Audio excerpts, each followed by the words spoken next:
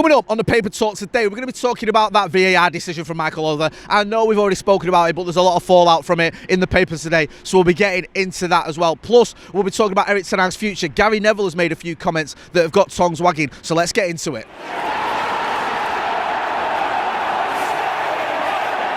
Jay here for Stretford, Paddock. This is the Paper Talk. As you can see, I'm outside Old Trafford and the weather, it's a bit dreary. Spitting, get them in. Make sure you are getting involved in the chat and the comments and hitting like, share and subscribe. We want to get to 800,000 subscribers. And with your support, we will get there. We're almost there, so let's make it happen.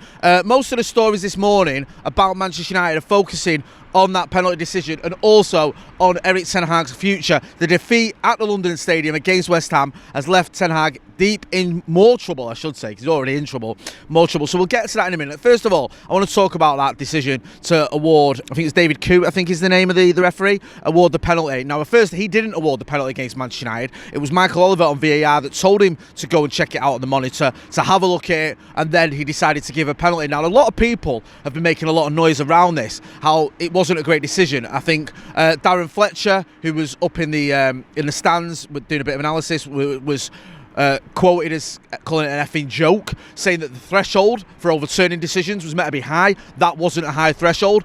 Keith Hackett, I think speaking in the Telegraph, former Premier League referee, has called the decision bizarre, said it was not a penalty, saying you wouldn't get that given as a penalty by a referee down the park on a Sunday. I think I'm paraphrasing there, but I think that's what he said. So no one seems to think that that was a penalty. And it'll be interesting to see if there's any more fallout of that. Michael Oliver is not exactly flavour of the month, is he, with Manchester United fans anyway, over some of the decisions that have happened over the years involving him. You go back to the sort of famous one, but a well-known one, was last season at Anfield, where he gave Diogo Dalot 2 yellow cards in the space of 10 seconds. Seems to lose his head a bit there, Mike Oliver. Also, there's all these sort of accusations that he goes away and works for the City Group as well, refereeing in Abu Dhabi and stuff. Plus, there's the fact he is a Newcastle fan. It's well known he's a Newcastle fan. Does that come into his thinking when it's games that are involving Manchester United or clubs that could be pushing Newcastle for those European spots eventually, and certainly not now? Yeah, so a lot of anger towards Michael Oliver. I can understand why. When you've got ex-referees calling him out, then that speaks volumes to me. Listen, two things can be true at the same time. And it's true that Manchester United should be doing better, and we should have taken our chances at the London Stadium yesterday. It should have been 2 or 3-0 at half-time. And it's also true that wasn't a penalty. And it's also true, despite the fact that wasn't a penalty, Erik Ten Hag is still in trouble. And that is what Gary Neville was alluding to as well in his post-match interview. I think he was talking to Peter Drury at Sky Sports, and he was saying that Manchester United can't lose to Chelsea basically this weekend. They cannot have Erik Ten Hag cannot have another defeat.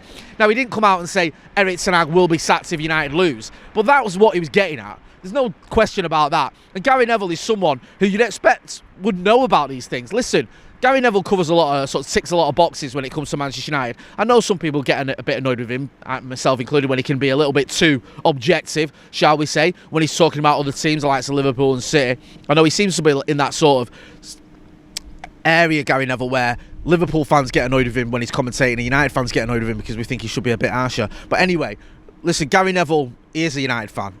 We know that. He is a club legend, former club captain. We know that. He cares about Manchester United. He knows what is going on at Manchester United as well. It's not just he cares, he knows what's going on because he has a connection with the club.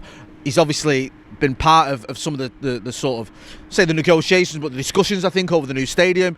He's undoubtedly been in a room with the likes of Sir Jim Ratcliffe, Dave Brailsford, Omar Brada. So he'll know what is going on at Manchester United. He'll know the feeling. Also, he's got that experience of being at this club, of having those standards that he had under Sir Alex Ferguson as well. And he's been quite clever, Gary Neville, or quite good at sort of tapping into the feeling around United over the years. You remember when it looked like Jose Mourinho was going to get sacked ahead of the Newcastle game, and Gary Neville had that rant about Ed Woodward treating the club like Championship manager, like he was playing Championship manager with it. You remember some of his comments around the European Super League.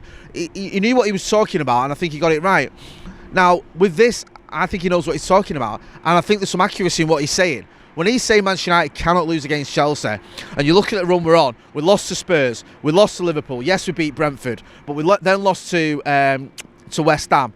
It's not good enough. You lose to Chelsea, a team like Chelsea as well, who have just got a new manager, who inherited a mess, an absolute shambles. You look at the state of Chelsea, I think they had about 87 players on the books or something ridiculous. They couldn't even all fit in the changing rooms. Maresca's come in, just coming into the Premier League as well after being promoted with Leicester. Not a manager that had tons of pedigree. I don't think everyone was going, Maresca's going to smash it at Chelsea. Yes, he did a good job at Leicester, and he'd been around for a little while, but he wasn't someone who everyone went, why haven't we got him at Manchester United? But he's come into the Chelsea squad. He took over the Chelsea team, and he's done a very good job there. And Chelsea are at the right end of the table. Manchester United aren't. What are we, 14th?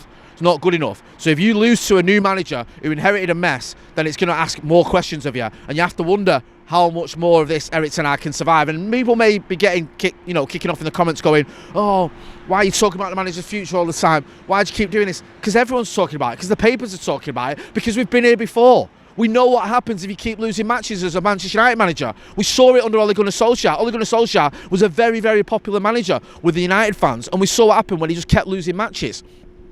He finished second and got to a European final and was sacked before Christmas the following season because he kept losing football matches. Jose Mourinho finished second and lost the final, the FA Cup final, and was sacked before Christmas the following season because he kept losing football matches. It's what happens at this club. Now, you might argue, well, it doesn't happen under INEOS. How do you know?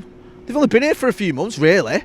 It might well happen. You just can't keep losing matches and be in the bottom half of the table when you're in charge of Manchester United. And I get that Erik Ten Hag needs to do better, but I don't think he's been helped as well with some naivety.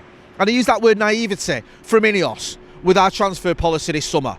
And I've said this before and I'll say it again. The idea that Manchester United don't have a left-back, to me, is insane. How can you not have one of the 11 positions on a football pitch filled? How can you not have a player for that position and you have to play someone out of position? Don't tell me you didn't know that Tyrone Malacia and Luke Shaw wouldn't be fit at the beginning of the season. Don't tell me you thought you could rely on him. Tyrone Malacia hasn't kicked a ball for about going on 18 months now, and Luke Shaw's injury record is atrocious. You knew you couldn't rely on them. Harry Amas is a great kid, but he's 17 years old, so you can't expect to throw him into the Premier League straight away. So why Manchester United thought we could get away with not having a left-back is beyond me. And even worse than that is why we thought we could get away with not having a goal scorer. We had a serious lack of goals last season. Rasmus Højlund came in and went, 14, 15 Premier League games, maybe even more, without a goal. Marcus Rashford, I think, one of his worst ever Premier League seasons, or worst ever seasons, in terms of goal scoring. Amad Diallo has never really had a run in the Premier League, but he's never scored a load of goals in a Premier League season. Neither has Alejandro Garnacho, to be honest with you. Bruno Fernandes has a very good goal scoring record, but that's more about what he did in those first few seasons than what he's done in the last two. He was prolific for the first couple of 2.5 seasons, whatever it was. He hasn't been recently. Now, you looked at all that and you thought the answer to that problem was to bring in Joshua Zirkzee, who isn't a prolific goal scorer and has never kicked a ball in the Premier League. That was your answer. And I use the word naive because it is naive to just think that's going to sort out our goal scoring problems, and it hasn't. We've got a severe lack of goals. What is it? How many goals have we scored this season? Is it 7 or 8 in the Premier League? It's atrocious. It really is. I keep using that word, but it is. And I don't like using that word naivety, but I cannot believe that INEOS came in working with this manager and thought that this will be okay. Maybe Bruno will score goals again. Maybe Marcus Rashford will get 30 in a season like he did a few seasons ago. Maybe Joshua Zirkzee will score more goals than he's ever scored in his life in one season, despite the fact he's never played in the Premier League before. It'll be all right. And when I look at our rivals, I was watching a bit of the Liverpool-Arsenal game yesterday. It wasn't the greatest game of football, but they're fighting at the top end of the table. They've got players that can score goals on their team. And you look at where Manchester United are at, and you look at the transfer policies of the clubs that are at the top of the table. Do you ever think that the likes of Liverpool, the likes of Arsenal, the likes of City have been naive? People thought Liverpool were maybe being a little bit narrow-minded when they didn't sign anyone, but they knew they had a good squad. They knew they had players coming back from injury. And it looks like it's working out for them. Arsenal have backed Mikel Arteta, not just with signings in terms of money, but in positions that he needed filling. Positions that he wanted filling, a system that works and that can create and score goals. City, we know about them in the transfer market. They can afford to sell someone like Julian Alvarez and still not worry about scoring goals because they've got some bloke called Erling Haaland that plays for him. Manchester United, it's like we've buried our head in the sand when it comes to the left-back position and the goal-scoring position, and it's costing us. Cost us against Crystal Palace when we didn't convert our chances. Cost us yesterday against West Ham when we didn't convert our chances. And it's costed us in other games as well. Even the Liverpool game, I know we lost 3-0, but if Joshua Zirkzee takes one of those chances, maybe we at least ask the question, make a game of it, make Liverpool at the very least work hard for their win instead of just going into second gear and sort of treating it like a training game. It's not good enough, and INEOS have got to take some responsibility for that. I said earlier that two things can be true. No, I'm bald, but I'm very good looking. But it is true that Erik Ten Hag needs to do better, but INEOS haven't done well enough as well, because this transfer window hasn't been good enough. We've spent a lot of money, but we've just ignored areas that we shouldn't have ignored, and it's costing us. Get involved in the chat and the comments and let me know what you think. Just before I wrap up as well, a bit of mischief making perhaps going on from Xavi's missus. She posted on Instagram last night a picture of Xavi and his, I think it's his lad, wearing a Manchester United top from last season. People looking at that going, oh, Xavi's been linked with a move to Manchester United. His kid's a massive red. Top red, his kid. He's always in the Stretford end. I see him all the time.